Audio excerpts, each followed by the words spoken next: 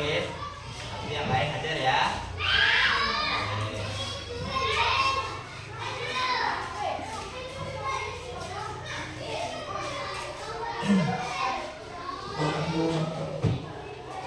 Ayo anak-anak, sebelum kita lanjutkan pelajaran kita hari ini, ya, materi pelajaran kita hari ini adalah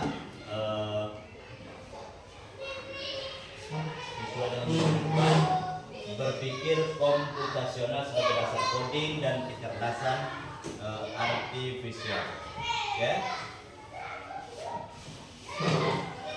Dalam kehidupan kita sehari, ya, kita banyak menemukan masalah-masalah, ya, kegiatan-kegiatan yang berkaitan dengan cara-cara berpikir komputasional, ya, berpikir komputasional. Sering kita jumpai di dalam kehidupan sehari, segala sesuatu mungkin itu ada urutan dan prosesnya, ya, yang meminta kita untuk berpikir, ya, secara logis dan cepat, ya. Untuk itu sebelum kita lanjutkan materi kita tentang berpikir komputasional sebagai dasar coding dan kecerdasan artifisial ini, Bapak ingin memulainya. Kita mulai dengan sedikit menyegarkan pikiran tubuh kita yang lemas. Jadi Bapak minta dulu para anak-anak semuanya untuk berdiri. Ya, silakan berdiri. Oke. Kita ice breaking. Oke. Ya, silakan ambil tempat. Ya, tempat masing-masing juga tidak masalah. Oke, siap. Silakan ikuti gerakan yang di depan kalian. Oke.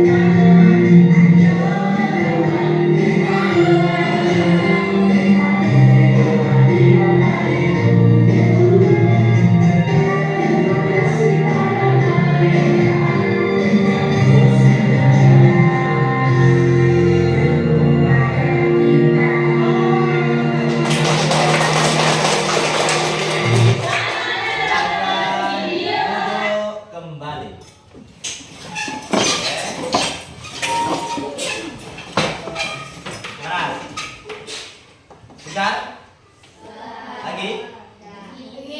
Nanti kita sambung lagi, oke? Kembali kita ke materi kita, oke? Perhatian coba. Berpikir komputasional sebagai dasar coding dan kecerdasan artifisial. Oke?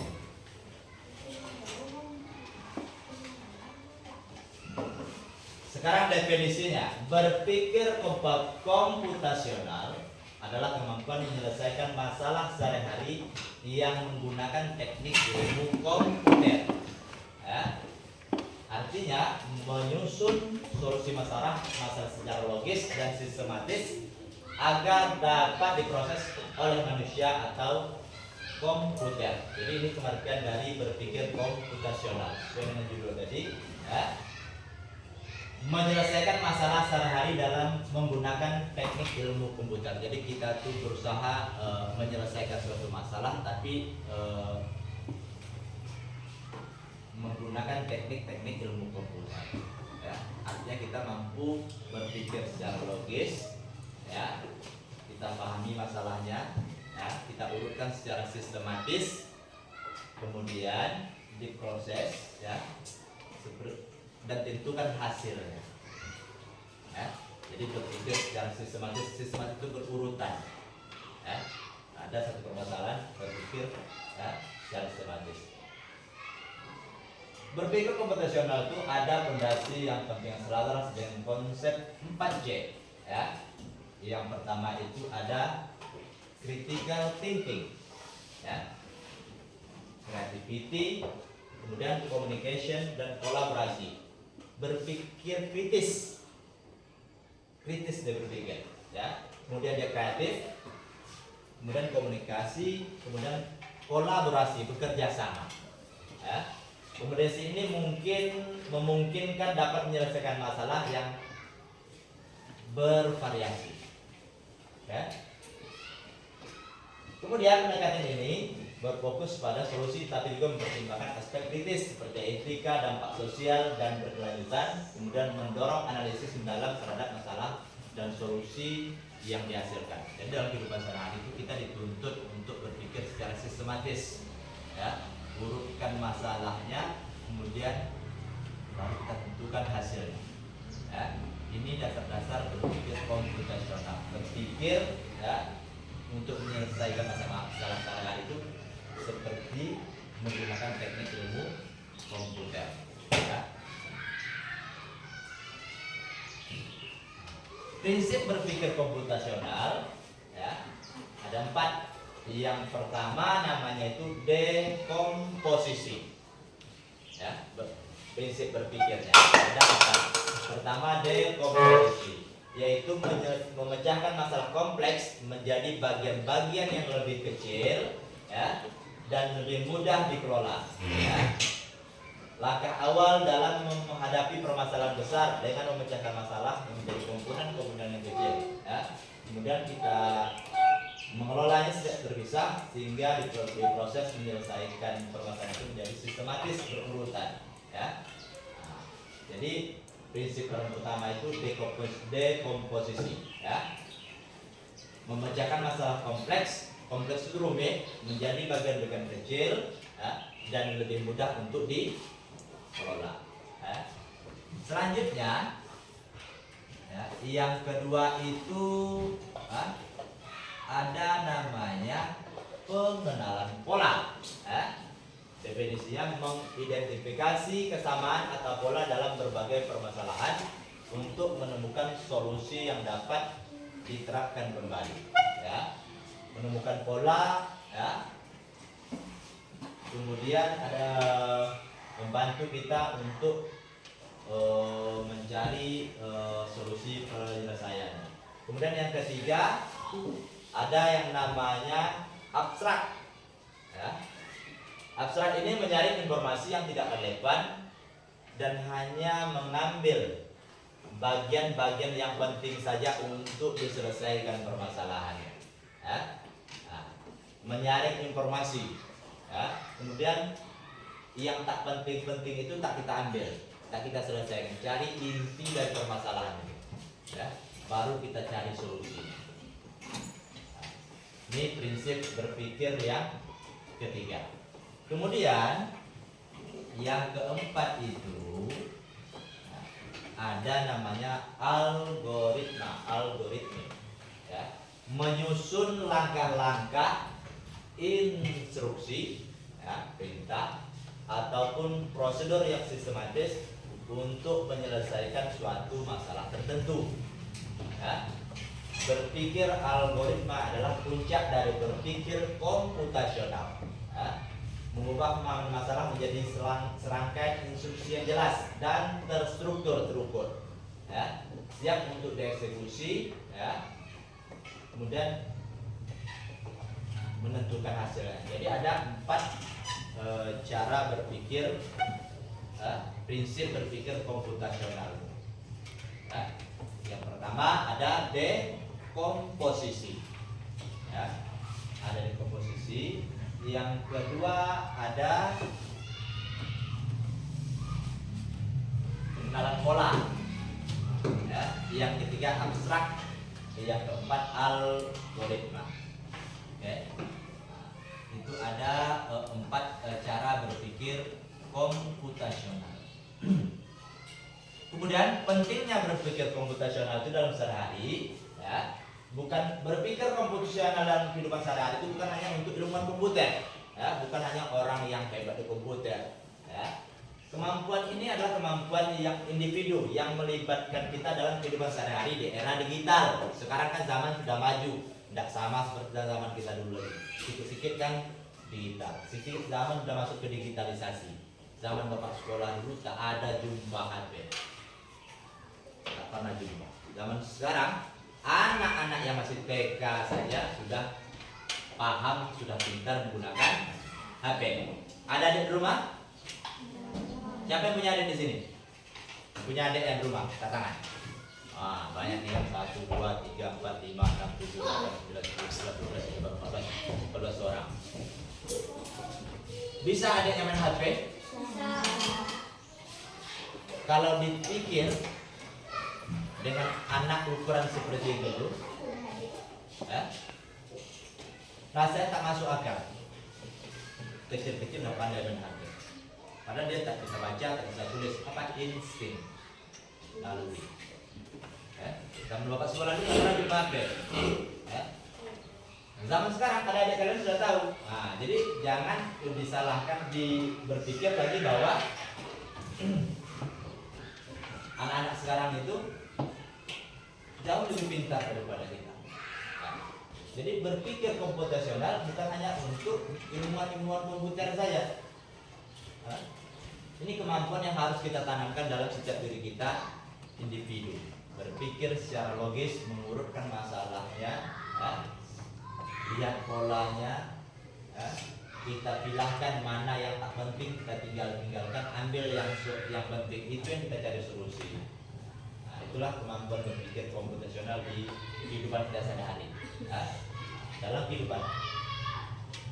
Manfaatnya, ya, pentingnya itu yang pertama dapat menyelesaikan masalah, ya, membantu menyelesaikan masalah dengan lebih cepat, lebih mudah dan sistematis. Sistematis itu terurut, ya, dari A, B, C sampai selesai, ya. Itu sistematis berurutan, ya. Yang kedua, mengambil keputusan, ya, yang lebih baik berdasarkan analisis logis, menganalisa masalah. Jadi kita tidak langsung menentukan masalah itu, mengerjakannya, kita lihat dulu polanya, ya. Kita analisa, ya, permasalahan itu, ya. Kemudian melatih cara berpikir kreatif, terstruktur, ya. Berpikir kreatif dan struktur. Kemudian dia lebih efisien dari waktu, ya, bekerja lebih cepat, ya. Yang terakhir, adaptasi teknologi, membantu beradaptasi dengan cepat terhadap perkembangan teknologi. Zaman sekarang zaman digitalisasi, ya. Kita lihat itu, ya, banyak orang menyelesaikan masalah sehari-hari itu dalam mengerjakan tugas. Orang sekarang menggunakan kecerdasan buatan atau bahasa kerennya AI, ya. Nah, lihat kan, pernah lihat di akun-akun media sosial itu, ya, dibuatnya ya, gambar ya. Orang ada yang sedang dikejar harimau ya, ada dikejar macam-macam. Sekarang teknologinya sudah canggih ya. Nah, jadi kita berpikir dalam kehidupan sehari-hari juga harus berpikir seperti layaknya berpikir komputer. 5 ya, kita analisa secara logika dengan akal kita, kemudian kita susun langkah-langkah penyelesaian secara sistematis ya. Berarti ini ada 5 pentingnya berprinsip berpikir komputasional dalam kehidupan sehari-hari ya. Dalam kehidupan sehari-hari banyak kita temui permasalahan ya. Contoh sederhana saja.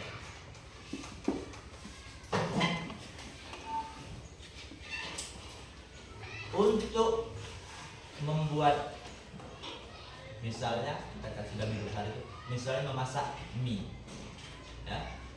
Memasak mie itu kita butuh langkah-langkah yang sistematis ya, diurutkan.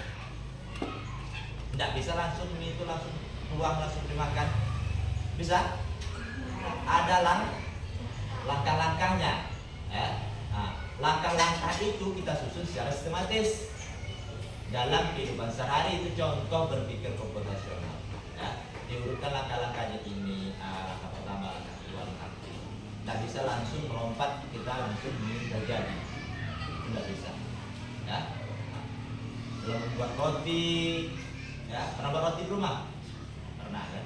Membuat roti ada langkah-langkahnya. Mulai dari ambil tepungnya, kalau langsung tepung itu langsung dimasukkan langsung baskom langsung jadi roti? Tidak kan? Iya benar. Langsung dia nak? Langsung dia masukkan tuh bruk jadi roti dia langsung. Kan tidak. Ada urutan, ada langkah-langkah. Ya. Nah, jadi masuk ke kategori pikir komputasional. Sekarang ya,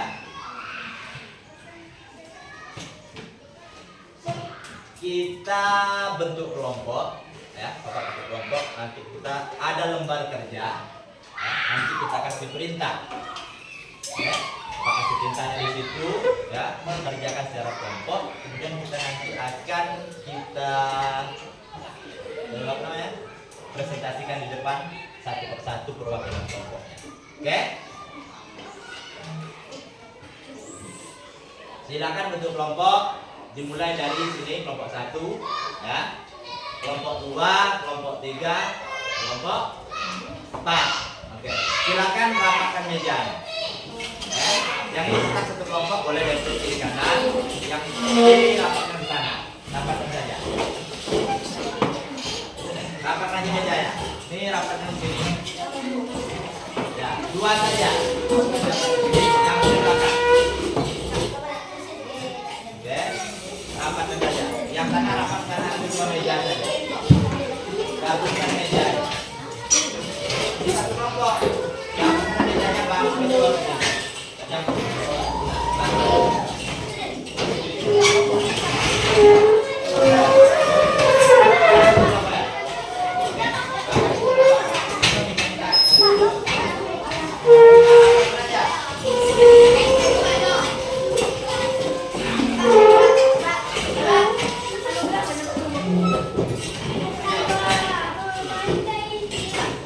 Lupi kamu kanan ke Hamza, bawa kamu yang sana. Bawa kamu yang kanan.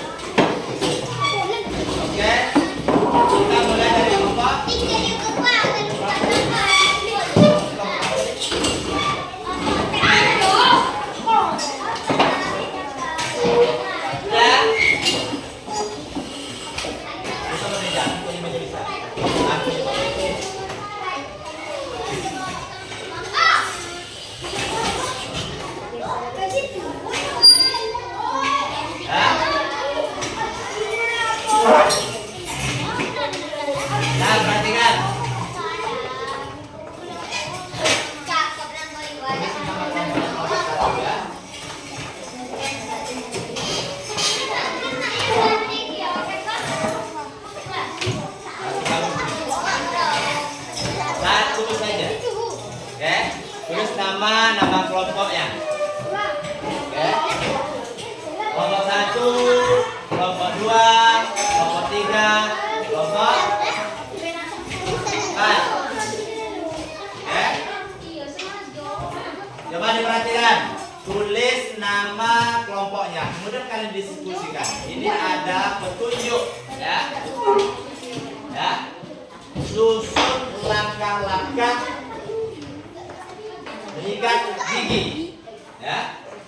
Urutkan secara sistematis mulai dari awal hingga selesainya.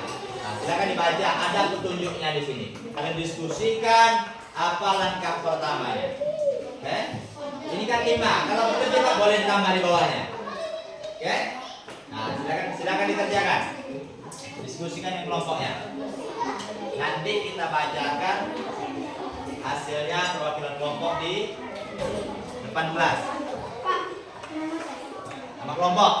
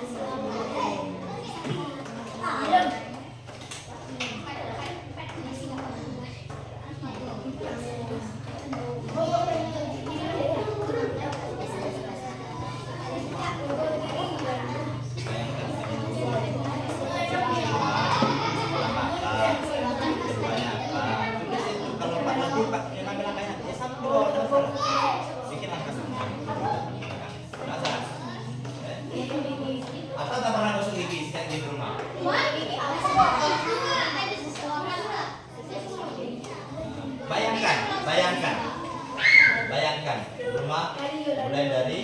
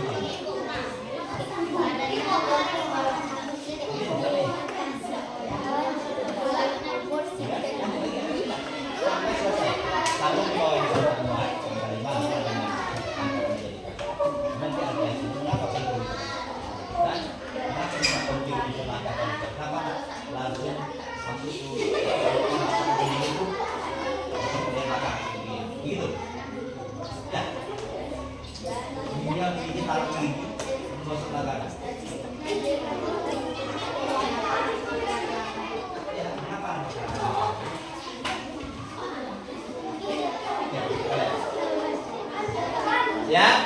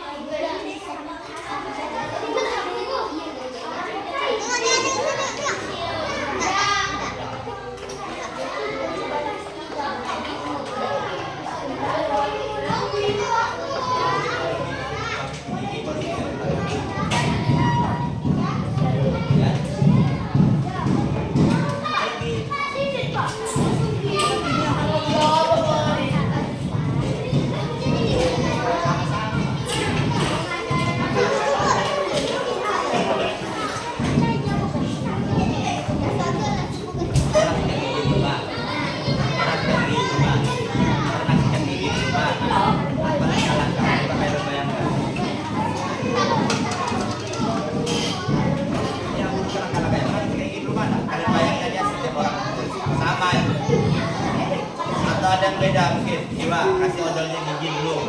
Katakan gini, ya. Atau ada ganjil mungkin. Atau odol giginya. Nah, ya tulis dituangkan di lembar kerjanya, dituangkan, dicatat di situ. Di lembar kerjanya. Langkah pertama, langkah kedua. Ya, oke. Kan ya. Ngomong tiga aja. Kelompok satu sudah bisa.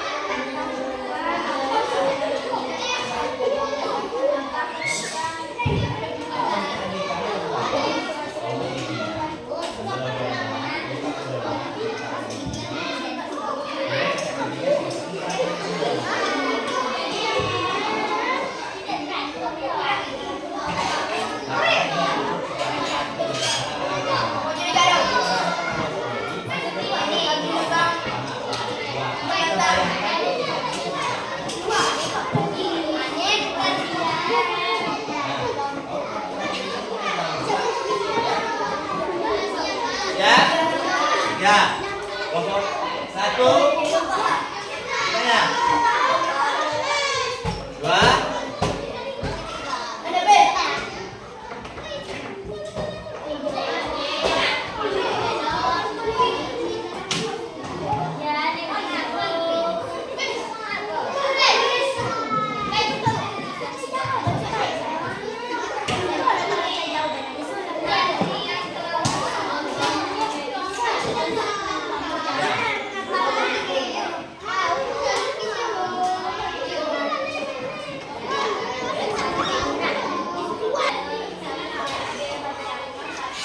mulai.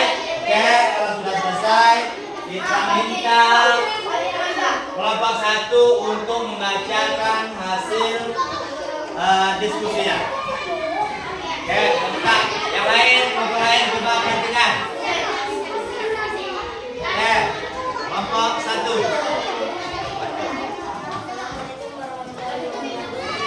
Waalaikumsalam warahmatullahi wabarakatuh.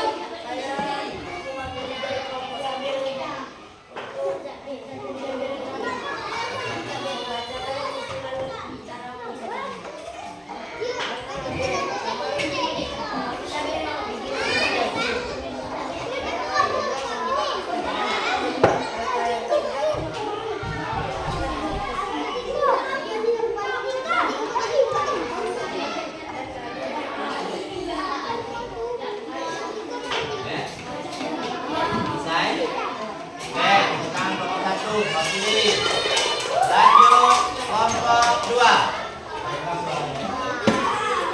Hamzah. Ya, coba dengarkan yang lain. Coba dengarkan.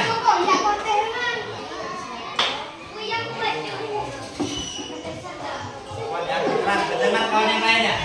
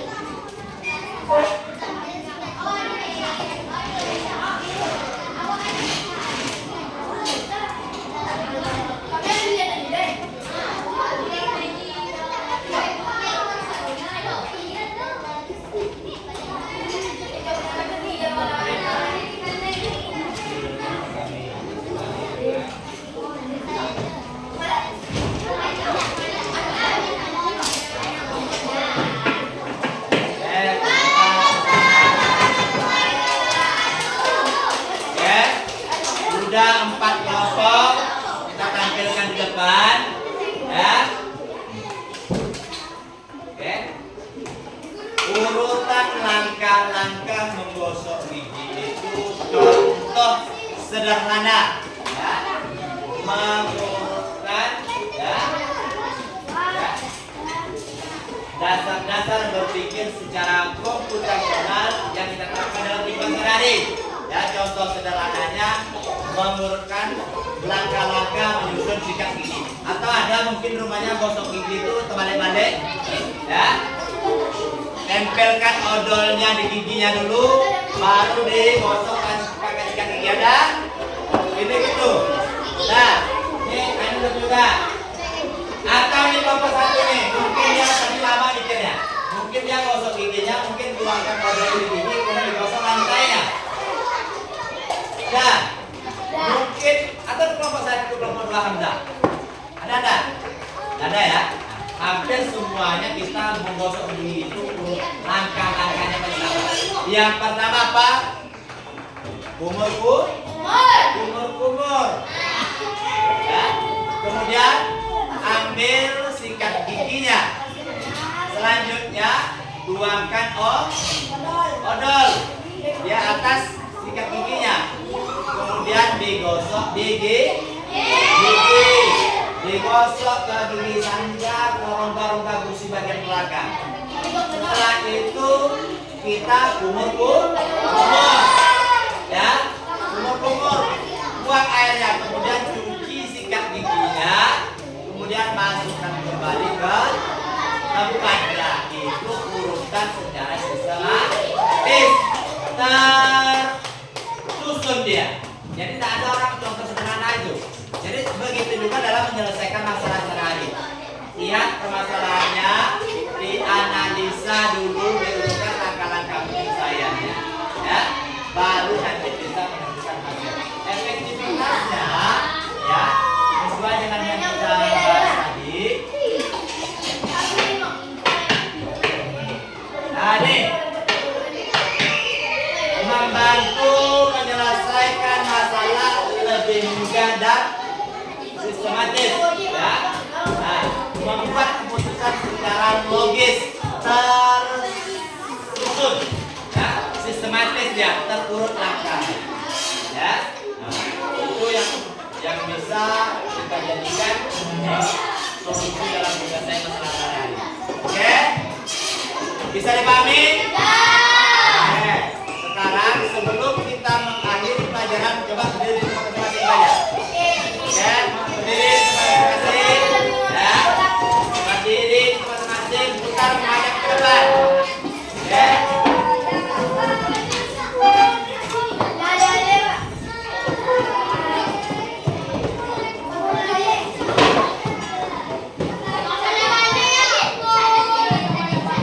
Ya, siap? Siap? Berdiri. Menghadap ke sini semuanya. Ikut ya.